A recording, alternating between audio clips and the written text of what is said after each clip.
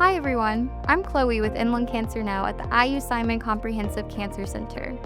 Welcome to Clinical Chats, where we take a closer look at real conversations between patients, physicians, and the communication choices that shape them. Because the best treatment conversations start by understanding the person sitting right in front of you. In this episode, Linda shares that she has been experiencing difficult side effects from the standard treatment, which have started to affect her daily life. Additionally, the medications associated with her treatment have become increasingly more expensive. She leans on her faith as well as the support of her friends and family as she considers what the next steps in her care might look like. In their discussion, Dr. Shields and Linda explore treatment options, including a clinical trial, while addressing how her symptoms are affecting her quality of life and focusing on what matters most to her, remaining present for the people and community that she cares about. So I'd like to talk to you today about some clinical trial options. I know that we spoke about osimertinib, which would be the standard of care FDA-approved therapy for EGFR lung cancer. Some clinical trial options that are exciting and promising might be an option to pursue as well. At our institution, we have currently two clinical trials that I'd like to talk to you about today. One of them is a newer generation EGFR therapy. It's a pill therapy. It's taken twice a day, every day. That would be an option kind of similar to osimertinib, where it's a pill therapy. It's not an infusion. You get to take it at home. The second option would be an infusion. It's given once every 3 weeks. It is an antibody drug conjugate, so meaning that it is an antibody with a chemotherapy attached to it that is delivered like a Trojan horse to the cancer cells that would deliver chemotherapy to the cancer cells, more of like a targeted chemotherapy, delivering it closer to the cancer than the rest of the body. Those are both clinical trial options. They're both being studied for both the safety, so how safe is it for patients, as well as how efficacious or how well does it work. And so those are both options that we could potentially pursue. I'd love to hear your thoughts. Well, my preference would be a pill. I see. I love to travel, and the pill gives me more flexibility toward travel. Of course, costs will come into Of consideration, course. and the side effects that I would receive. I'd like to get as much information as I can on both of them. Um, as I've said so many times before, quality of life is so important to me. I want to be up and I want to be able to do whatever my purpose is for that day. Of I course. don't want so much fatigue that I'm in bed. And that has sometimes been my experience with infusion. Listen, then build the plan. When patients tell you what matters to them, believe them, and then build the plan around it. Linda is clear that quality of life is a top priority. She wants the energy and flexibility to live with purpose each day, travel when she can, and spend her time living rather than recovering. Acknowledging symptom burden builds trust, especially when introducing options like a clinical trial. Initially, I had constipation as it related to that, and I started taking a pill.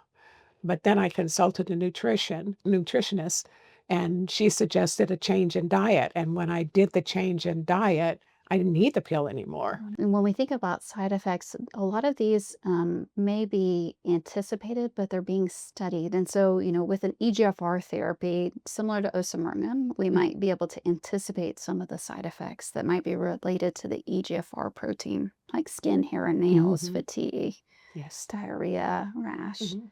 But that's why they're being studied, is so we can understand that. And so there may be an unusual side effect or an unanticipated side effect, and that's why we have to study it in a clinical trial in a perfect as possible setting, so that we know, so that we can report that to either the sponsor or the investigators, so that we can know that to help protect other patients' safety if there's a toxicity that is unfavorable or unsafe. And I just think it's really important, that if there are other options, that will give the same or similar results, that those will be offered. And if you hadn't suggested, that to me, I would have not thought it was an option. It's wonderful Mm, also, like you said, non-drug options to Mhm. help fix any symptoms that might pop up. And, it's always good for us every visit to pause, make sure we are thorough and checking everything with you, see how you feel, anything new, anything changed, and anything sudden or severe we need to know about. And we just, want to make sure that we get you back to feeling more like yourself every day so you can do the things you enjoy, like travel and Mhm. spend time with your family and be at church. Mm. So we want to get out of the way as much as possible. Thanks for watching Clinical Chats. Conversations like these help ensure that patients understand all of their options, including clinical trials, so they can make decisions that truly fit their lives. These conversations may feel challenging or uncomfortable, but are nonetheless important to have. After all, progress in cancer care doesn't just happen in the lab, it often starts with a good conversation. Today, Linda helped us explore what these conversations can look like. I'll leave you with her to share a little more about her experience.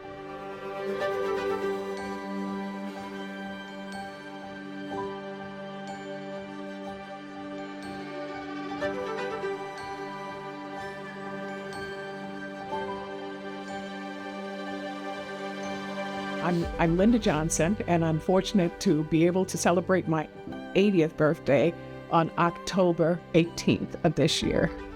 And when I got my initial diagnosis, that was not a hope for me that I was going to get there. I was initially diagnosed as having asthma by my ENT doctor.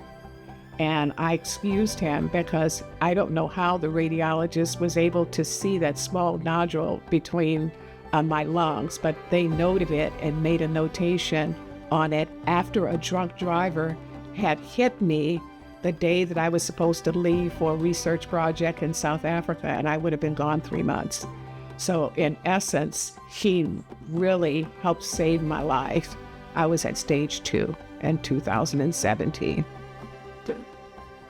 And it was not discovered when I went down to Methodist. It was only because I saw that module, and I've had so many people in my family, all of them, die of some form of cancer, that I immediately said, I need to have a bronchoscopy, which was initially denied by my insurance. I did not want to give up. I really did not want to give up. And I was really fortunate that after that, Dr. Hanna became my oncologist. And he had a quality which is really important with doctors. He not only listened, he actually heard what my priorities were about my life.